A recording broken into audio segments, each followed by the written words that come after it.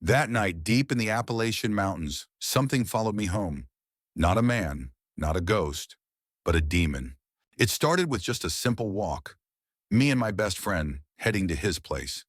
The road cut through a dense pine forest and past an old overgrown cemetery. "Man, I'm starving," I said casually, not knowing I had just invited something into me. What followed will never leave me. We made it to his cabin. I was ready to raid the fridge when he suddenly stared at me. "You okay?" I asked. He didn't answer, just walked away. A moment later, he came back with a plate of uncooked rice, a handful of salt, 3 incense sticks, and 4 old coins. "Sit down," he said, voice dead serious. I obeyed. I trusted him. He'd always had gifts. He lit the incense and started chanting something ancient, something dark. "Get out!" he suddenly screamed, eyes wide open. I flinched. "What? What's supposed to come out?" He walked around me in a circle, holding the incense, chanting louder. Then he hit the top of my head with the incense sticks. "Get out!" The second hit, it hurt in my soul. I screamed, "Yes, it's out!" But it wasn't. After the ritual, he told me to scatter the rice and salt outside. "Don't look back," he warned. "Just do it." I stepped into the night, cold wind brushing my neck. I poured out the rice. The salt lit the incense, and curiosity got the better of me. I turned to peek through the cabin window. What I saw wasn't my friend anymore. His eyes were completely red, no pupils, no whites, just blood.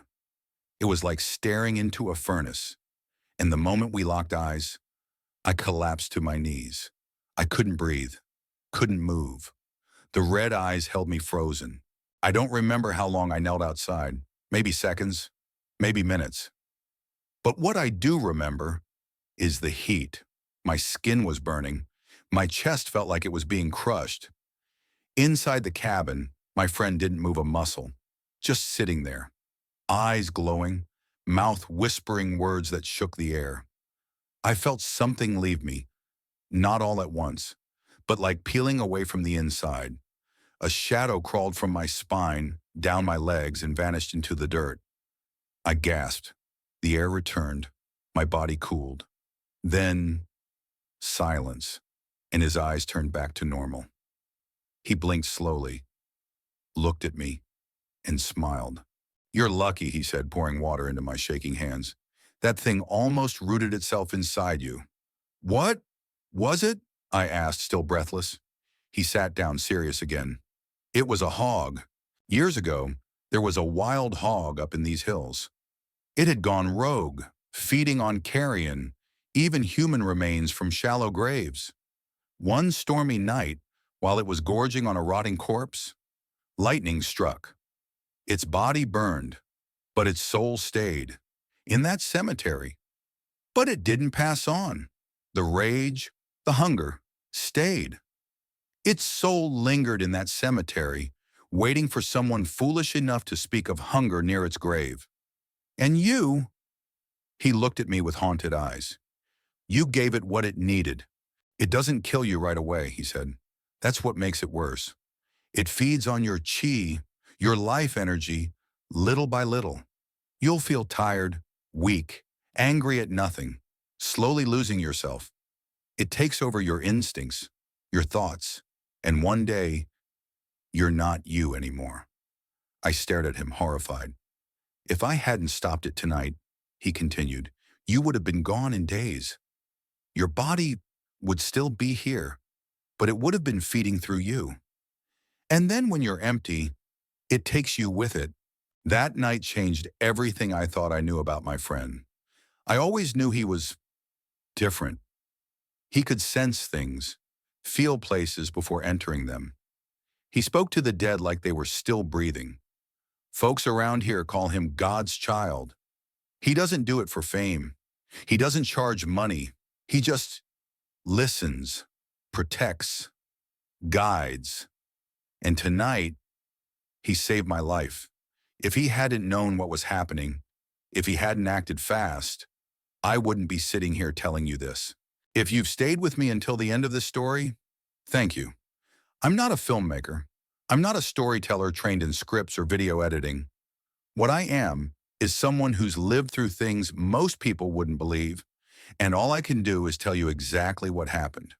What you just heard about the demon hog was not fiction. That was real. It happened, and it changed how I see the world. And the truth is, this was only the beginning. There are so many other things I've seen, and things my friend has dealt with, that I've never talked about publicly.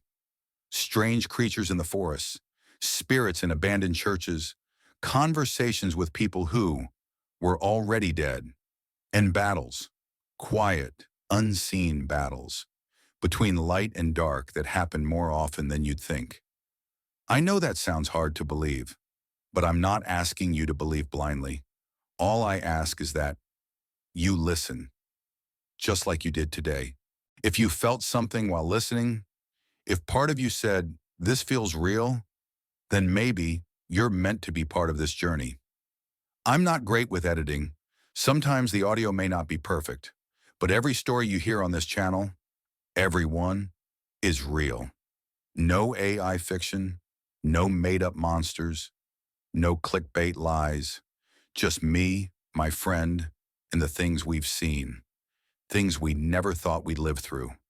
So if you want to walk with us, to hear more of these stories, please hit that subscribe button. It doesn't cost you anything, but it means the world to me, and it gives me the motivation to keep telling the truth, even when it's hard. Thank you for listening.